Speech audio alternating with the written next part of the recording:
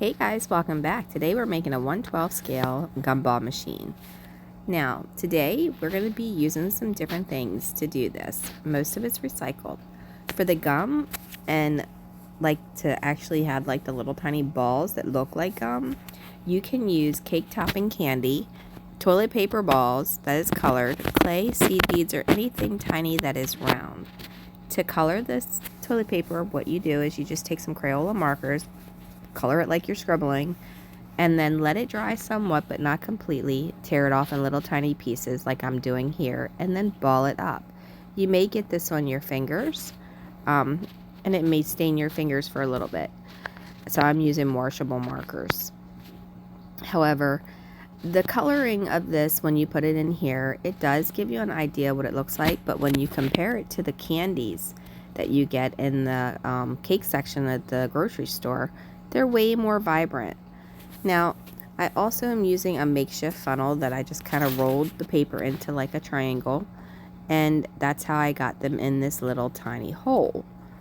Just stick it in there, and then you just slide the seed beads or whatever you're using, the candy, in there, and then there you have it. You have some candy or gum or whatever. Now this is a water bottle or eyedropper bottle for your eyes, and then I cut the top off. Here is what I use for the little round globe. They're just jewelry parts that you get on Amazon. I don't know if they still sell them. I bought these a while back for something else and decided to go ahead and use it with this. The orange part here is recycled off of I don't know, like a syringe or something. This is a little piece of nail art that looks like a seashell. I just colored it silver. This is just cardboard. I also colored it silver using a metallic Sharpie. Now I'm going to cut this about 1/8 inch and about 1/4 of an inch to make the little part that's on the front of the gumball machine. May not look perfect, but it'll give the appearance a little bit to say that. Now, as far as cutting this, I went ahead and painted it. You can cut it or paint it. It's easier to paint it when you have something to hold on to. So that's why I did that. And then you'll have to go back and touch it up. You can use, to cut this, an X-Acto knife, a little knife like this, or even a hot knife, or like your little miter saw. Just keep your fingers away from it so that you don't end up hurting yourself.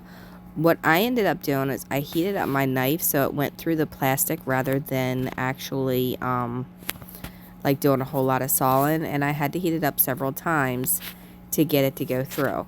If you're going to do this method, be extremely careful because the knife does get hot and I don't want you to get hurt. And after that, I put a hole in the bottom of this. I used a skewer and I put hot glue to hold that in place. It's just going to fill it up, and again, this will get hot in here, so you might want to do this in stages depending on what you're using. To use this round piece here that I'm using that is orange, it's a recycled part, but you can actually sit there and get like a thick straw and use that. If you use the straw though, I don't think the hot glue will work because the hot glue will probably melt the straw. You'll have to stuff it with maybe some air dry clay or something. But I mean, this seems to work. I painted the stem and everything beforehand. One thing I will say, I wish I had painted this before I started doing it, because trying to paint around this was kind of difficult, even using paint pens. Now, here it is with the top glued on, and then you would just kind of place this on top of here while it's still hot and let the glue hold on to it. I did try to use glass and plastic glue. It did not hold. That super glue didn't hold. It, for some reason, just did not dry on the underneath, and it just popped right off. So hot glue seemed to work best for this. I also thought, well, this would be good too, to just do a freestanding one that sits on the counter without the pole, make it stand. So that's something you can do too. They sell several different kinds of those Sharpie pens and paint pens that are metallic, so when you're using those, just kind of look around and you can find that. The she shell I'm gluing on right below that little rectangle that I glued on there. And then the balls and everything will go on the top. Now, when you're doing the little ball, it's best to have like something round that you can sit it in so it doesn't roll all over the place, because otherwise you'll end up with beads everywhere. After you get it all glued together, just go ahead and touch up your paint, in any areas that you might have had it. And again, paint the orange part red before you start gluing everything together, because it gets difficult to paint it afterwards.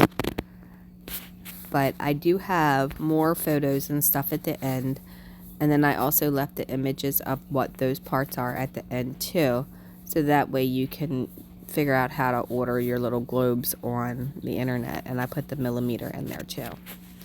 Alright, there's two sizes here. I'm using the larger of the two sizes.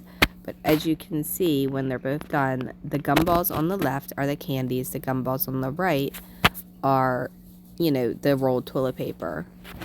And then here they are when they're painted red. I think they turned out really, really well. I'm not fond of the toilet paper one because the colors just aren't as vibrant. And I feel like the little candies just look so much more like gumballs to me. And I've really enjoyed making them look like gumballs inside of this. So I can't wait to put this in my dollhouse. And hopefully you like this video. Hopefully you can make this, and if you do, don't forget to share it with me, and hit the like, subscribe, and leave a question, suggestion, or comment below, and I'll see you in the next video. Enjoy the rest of the photos and have a wonderful, wonderful day.